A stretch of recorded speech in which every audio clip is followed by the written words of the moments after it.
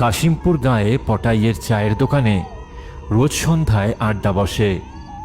মিলন, রবি, সুজন রোজকার মতন সেদিনও গরম চায়ের ভাঁড়ে চুমুক দিতে দিতে গল্প করছিল। এবার শীতটা বেশ জাঁকিয়ে পড়বে বলে মনে হচ্ছে, কি বল? হ্যাঁ, গত অগ্রহায়ণেও হেব্বি ঠান্ডা পড়েছিল। রানার বিয়ে ছিল এই সময়, মনে আছে কত আনন্দ করেছিলাম আমরা? হ্যাঁ ভাই, বিরাট মজা করেছিলাম সবাই।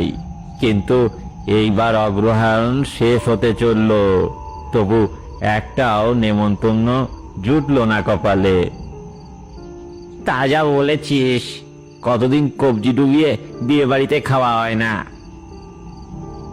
ওদের কথাবার্তা চলতে চলতেই পটাইয়ের দোকানে এসে হাজির হন সবার প্রিয় শৈল দাদু। আরে আরে, শৈল দাদু যে, আজ এত দেরি করলে যে?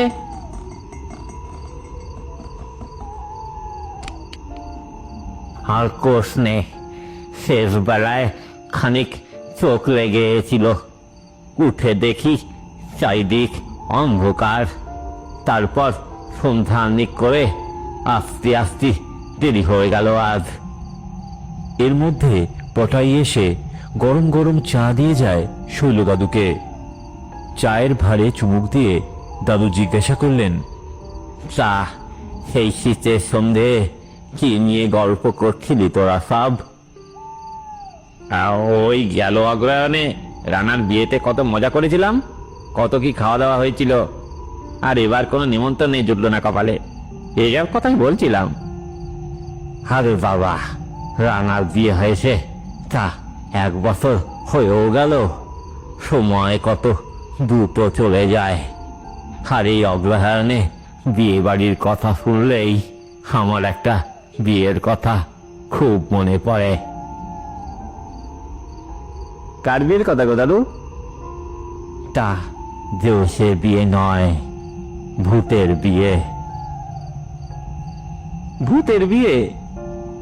বলো না দাদু, ঘটনাটা শুনি, কোনদিন তো শোনাওনি।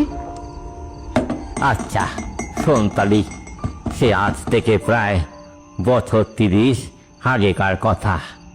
তখন আমি আনন্দপুর পোস্ট অফিসে চাকরি করি। আমাদের গায়ে একজন পুত থাকতো।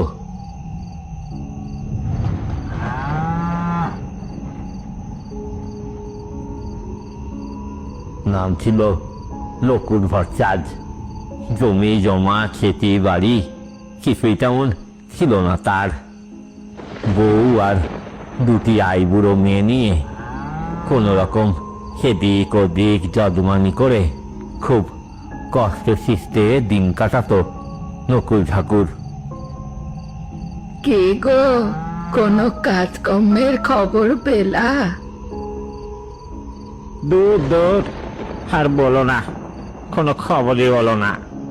কেন, ওই সুবোধ পালের বাড়ির পুজোর কি হলো? কি আর হবে, ওরা বামুন পাড়ার রাখহরি ঘোষাল রে কাজটা নাকি দিয়ে দেছে। কিন্তু তুমি বললা যে সুবোধ নাকি তোমারে কথাতে রাখিছিল। আরে গিন্নি, মানুষের মন বদলাতে কতক্ষণ? রাখহরির সেলা চামুন্ডারা চারিদিকে ঘুরঘুর করে, ওরা কোনো কাজ কাউরে করতে দেবে না, বুঝলা? তা এই যদি হয়, তবে আমাদের সংসার চলবানি কি করে? মেয়ে দুটোরে খাওয়াবো কি? সেই চিন্তায় চিন্তায় তো আমার পাগল হয়ে যাবার জোগাড় হয়েছে। কিছুতেই কোনো পথ দেখতে পাচ্ছি না। তুমিও তো চিন্তা করো না, ঈশ্বর আছেন। ঢের রাত হলো, তুমি দুটো খেয়ে একটু ঘুমো। আর আমার খাওয়া মেয়েরা খেয়েছে? হ্যাঁ, ওরা খেয়েছে। তুমি হাত মুখ ধুয়ে এসো, আমি ভাত বাড়ছি। আচ্ছা, নিজের ভাতটাও বেরো, আমি আসতেছি। এরপর খাবার খেয়ে শুয়ে পড়ে নকুল ঠাকুর। রাত বাড়তে থাকে, কিন্তু ওর চোখে ঘুম আসে না। ও মনে মনে ঠিক করে আগামীকাল কাজকর্ম জোগাড় করতে না পারলে ও আর ঘরে ফিরবে না।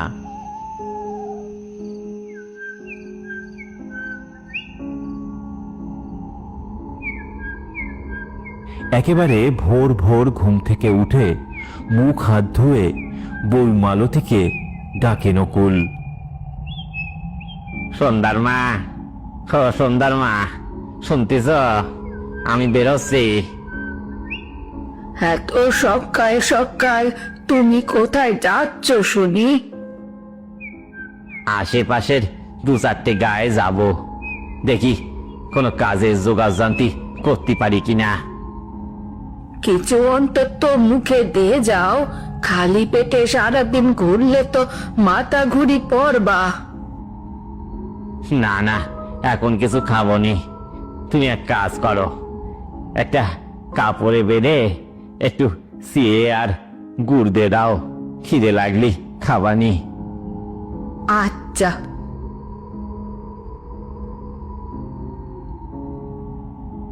এরপর নকুল ঠাকুর চিড়ে গুড়ের পুটুল নিয়ে সেই সকালবেলা বাড়ি থেকে বেরিয়ে পড়ল আশেপাশের গায়ে কাজ খুঁজতে।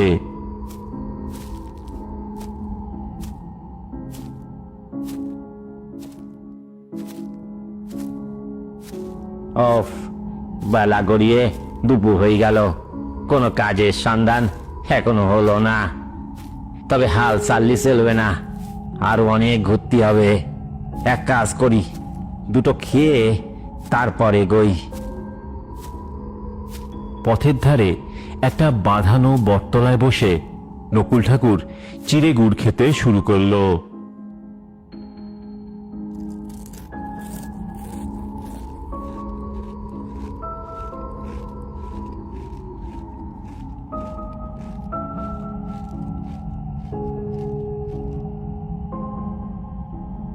এমন সময় বড় সড়ো চেহারার একজন লোক এসে হাজির হলো সেখানে।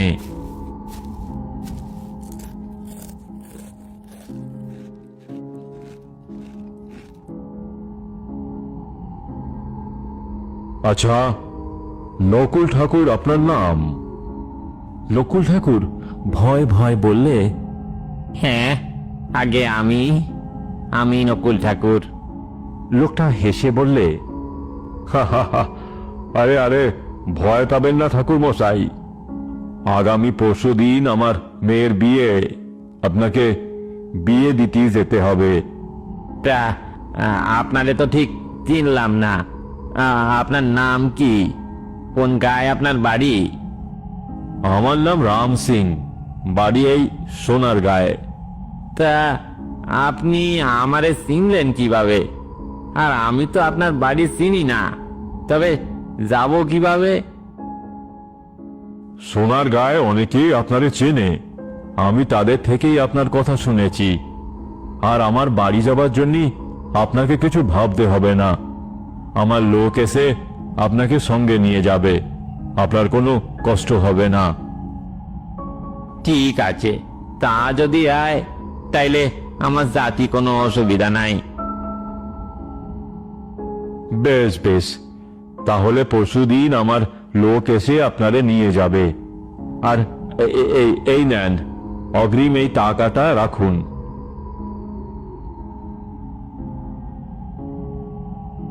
আর একখানা কথা বলি, আপনি যদি অনুমতি দেন। হ্যাঁ হ্যাঁ, বলুন বলুন। বলছিলাম ঠাকুর মশাই, যে আপনার বাড়ি আনন্দপুর থেকে আমাদের সোনারগা তো ঢের পথ। যদি আপনি রাজি থাকেন তো আগামীকাল সন্ধ্যের পর আমার লোক এসে আপনাকে নিয়ে যাবে। রাত্রে এই গরিবের বাড়িতে আহার নিদ্রা করে পরদিন বিয়ের কাজ সেরে আবার ফিরে আসবেন। আমার লোকই আপনাকে পৌঁছে দিয়ে যাবে, কোনো কষ্ট হবে না আপনার।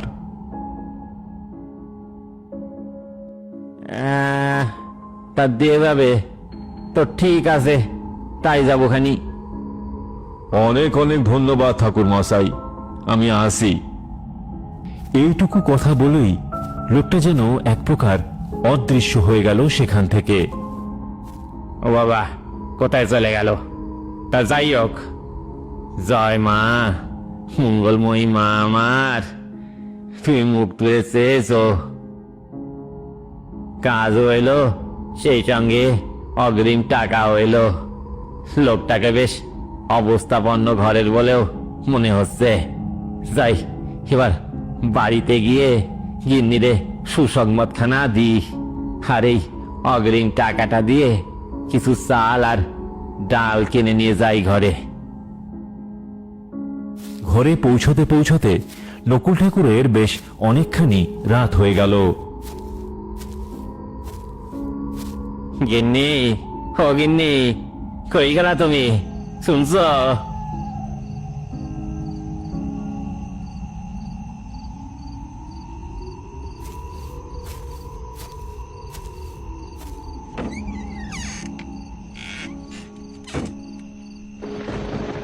এত সময় দেরি করলা যে? চিন্তায় চিন্তায় আমার পাগল হয়ে যাবার জো হয়েছিল। ঈশ্বর মুখ তুলে চেয়েছেন গো আমাদের দিকে, চেয়েছেন। ও মা, কি বলছো? কি কাজ পেয়েছো তুমি?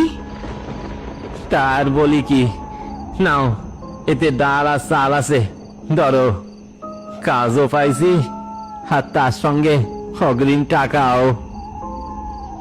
কও কি গো? আমার তো বিশ্বাসই হচ্ছে না। সোনতালি, এরপর নকুল ঠাকুর সব কথা ওর স্ত্রী মালতীকে বলে। সব শুনে নকুল গিন্নি হতবাক হয়ে জিজ্ঞাসা করে, তুমি তাহলে কাল কখন যাচ্ছ?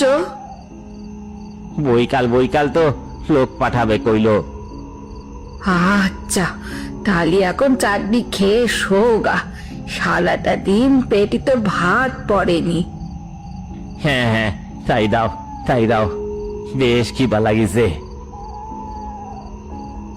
এরপর তৃপ্তি করে খেয়ে দিয়ে নকুল ঠাকুর আরামের ঘুম দেয়।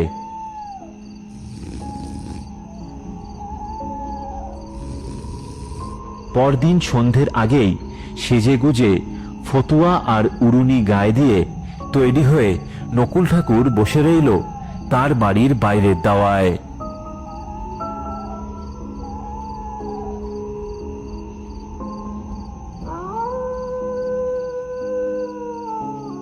তখন প্রায় সন্ধে 7টা।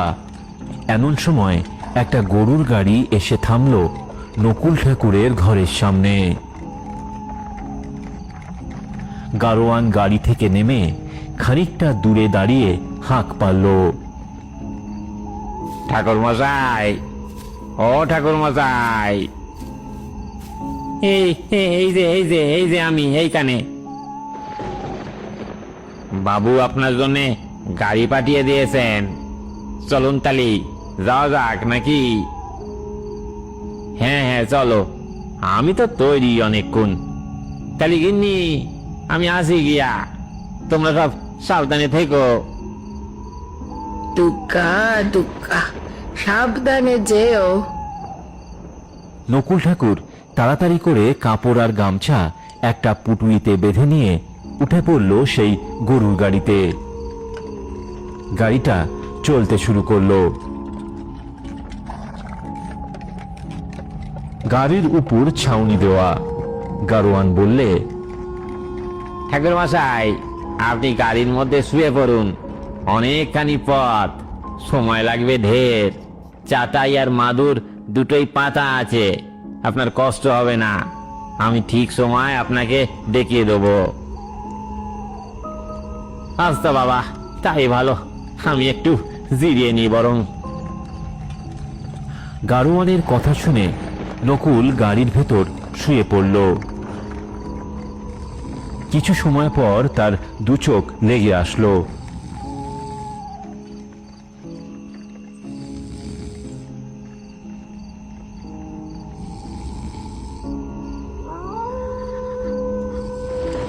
বেশ কিছুক্ষণ পর গাড়োয়ানের ডাকে তার ঘুম ভাঙে। ও ঠাকুর মশাই, এবার উঠে পড়েন, আমরা এসে গেছি যে, ওঠেন। চোখ রগড়াতে রগড়াতে নকুল ঠাকুর গাড়ি থেকে নেমে দেখল জায়গাটা অচেনা। চারিদিকে বড় বড় গাছের জঙ্গল, সামনেই একটা পাকা বাড়ি, পরিষ্কার পরিচ্ছন্ন। তবে বাড়িটা একতলা, আলো জ্বলছে, তবে কেমন যেন প্রয়োজনের তুলনায় অনেক কম।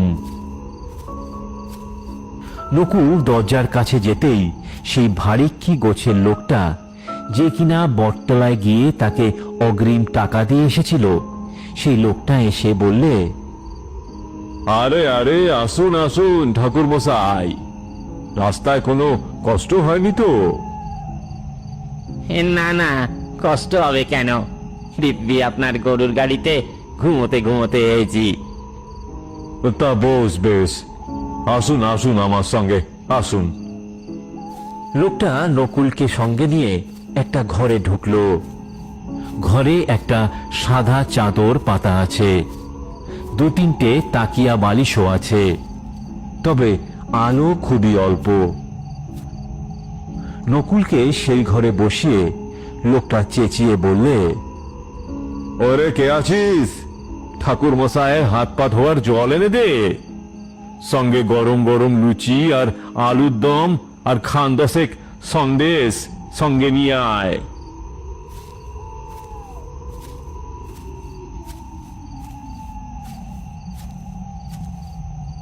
হাত মুখ ধুয়ে পেট পুড়ে খাওয়া দাওয়া সেরে নকুল ঠাকুর বিছানায় গেল ঘুমোতে। তখন গভীর রাত। হঠাৎ ঘরের জানলায় টোকা দেওয়ার আওয়াজে নকুল ঠাকুরের ঘুমটা ভেঙে যায়।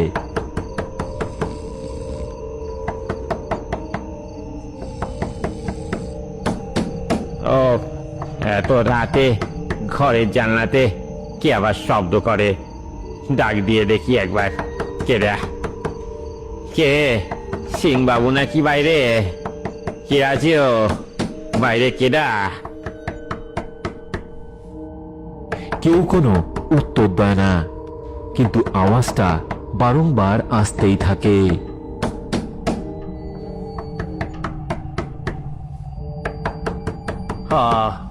ধুর তারি, এত রাতে নিশ্চয়ই কোনো ছেলে ছোকরা ফাজলামি করছে। দাঁড়া দাঁড়া, দেখাচ্ছি মজা।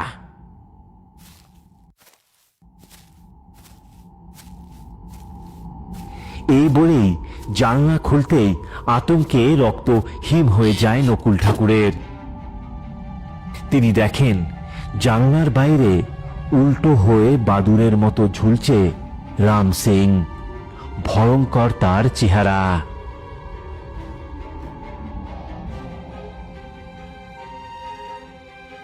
এ কি, এ কি, এ আমি কি দেখি? এ যে রাম সিং, কিন্তু এ কি ভয়ঙ্কর রূপ তার! এ কি রূপ! আমি কি চোখে ভুল দেখতেছি নাকি নাকি আমার মাথাখানাই খারাপ হয়ে গেল? না না না না, এইখানে বসে থাকলে আর হবে না। রাম সিং রে দেখে একবার শুধুই কি দেখলাম, কি দেখলাম আমি!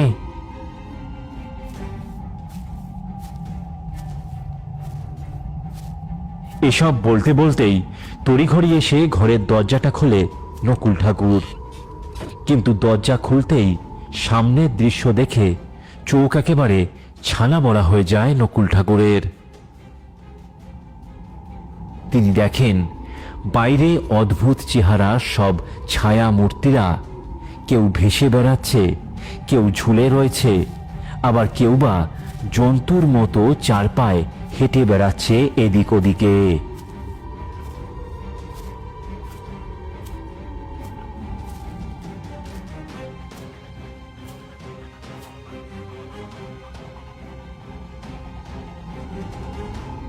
এমন সময় হঠাৎ করে তার কানে আসে একটা গলার আওয়াজ। কি ঠাকুর মশাই, অবাক হচ্ছেন? নকুল ঠাকুর তাকিয়ে দেখেন তার সামনে দাঁড়িয়ে রয়েছেন স্বয়ং রাম সিং। তার চেহারা তখন আগের মতোই স্বাভাবিক। থতমত খেয়ে ঠাকুর মশাই বলেন, হ্যাঁ হ্যাঁ, আমি তো কিছুই ঠাউর করতে পারছি না মশাই। এসব কি হচ্ছে এখানে? কোথায় এসে পড়লাম আমি? কোথায় এসে পড়লাম? আমাদের দেখে আপনার ভয় করাটা খুব স্বাভাবিক ঠাকুর মশাই। আসলে আপনি এখন সব মৃত আত্মাদের সঙ্গে রয়েছেন। আমরা এখানে কেউ জীবিত নই। তার মানে আপনি আমারে মারবেন বলে এখানে ধরে আনিছেন? আমি কি ক্ষতি করেছি আপনার? আরে না না ঠাকুর মশাই, আমরা ভূত হতে পারি, কিন্তু জীবিত মানুষের মতো ভয়ঙ্কর নই। কাউকে মেরে কারোর ক্ষতি করি না।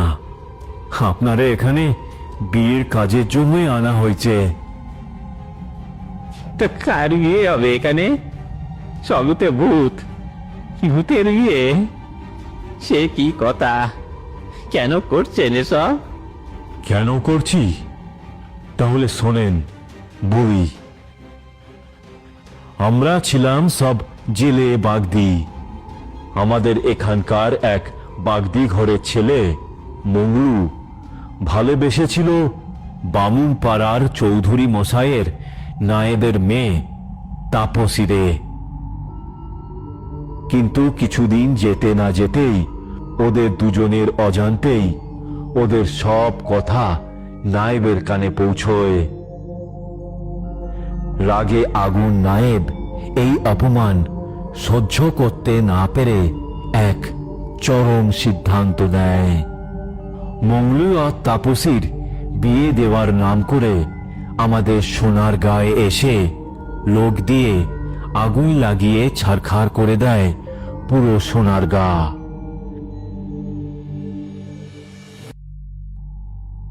আমাদের ছোট্ট গ্রাম শ্মশানে পরিণত হয় মুহূর্তে।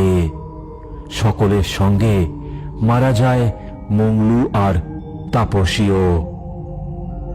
সেই ভয়ঙ্কর ঘটনার পর মংলু আর তাপসীর আত্মারে শান্তি দিতে আমরা সিদ্ধান্ত নিই যে ওদের সত্যিকারের বিয়ে দেব, নয়তো ওরা প্রতিশোধের আগুনে তছনছ করে দেবে সমগ্র বামুন পাড়া। আমরা নিচু জাত হতে পারি, কিন্তু নিরপরাধ মানুষের মৃত্যু চাই না কখনো। নায়েবের শাস্তি ঈশ্বর স্বয়ং দিয়েছেন। সে কঠিন ব্যাধিতে আক্রান্ত হয়ে এখন শেষ শয্যায় মৃত্যুর প্রহর গুনছে। কিন্তু আপনি সরাইরে রক্ষা করুন ঠাকুর মশাই, সরাইরে রক্ষা করুন। আপনার কাছে প্রাণ ভিক্ষা চাইছি সবার, নয়তো মংলু আর তাপসী সব তছনছ করে দেবে। আচ্ছা আচ্ছা, বুঝলাম। দুটি নিষ্পাপ আত্মাকে শান্তি দিতি আর তাদের ভালোবাসাকে পরিণতি দিতি আমি নিশ্চয়ই এ বিয়ে দেব। আপনার কোনো চিন্তা নেই সিং মশাই, কোনো চিন্তা নেই। এই বলেই নকুল ঠাকুর ঘর থেকে বেরিয়ে গেলেন।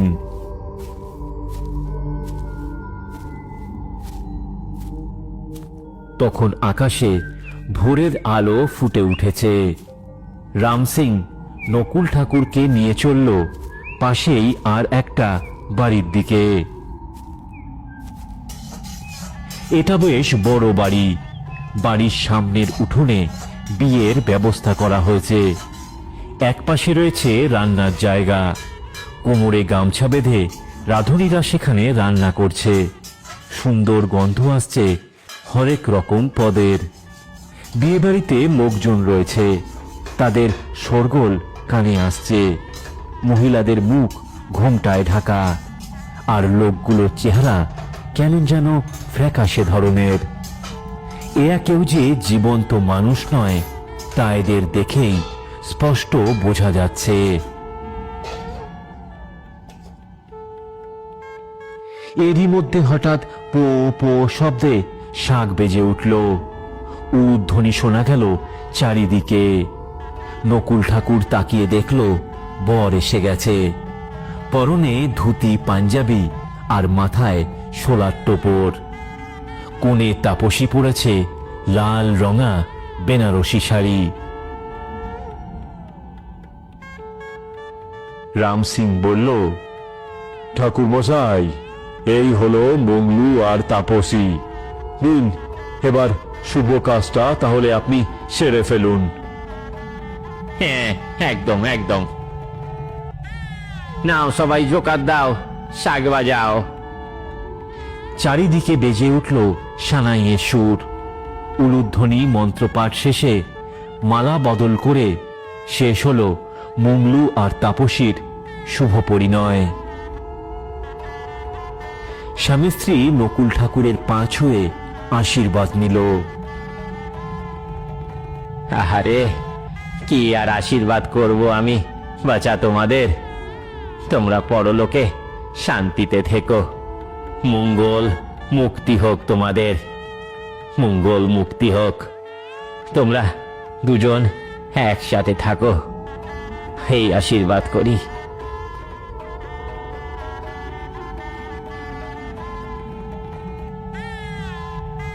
আমি এখন আসি তালি, আমার কাজ হয়ে গেল।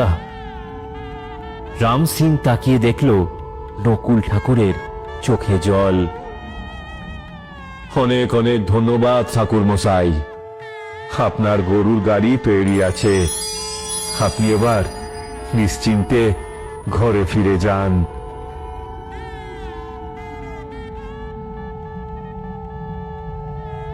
একটা কথা বলছি আপনাকে সিংবাবু, আমার মৃত্যুর পর আপনার মতো একজন বন্ধু যেন পাশে পাই, একজন বন্ধু যেন পাই। হাসি হাসি তালে।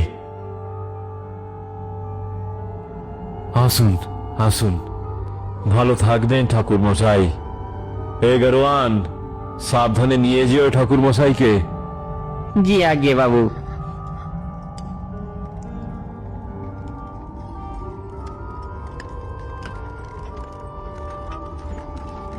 গরুর গাড়ি চলতে শুরু করলো। নকুল ঠাকুর দেখলেন গাড়িতে রাখা রয়েছে ঝুড়ি ঝুড়ি ফলমূল, মন্ডা মিঠাই, কাপড় জামা। আর একটা ঝুড়িতে চকচক করছে রাশি রাশি স্বর্ণ মুদ্রা।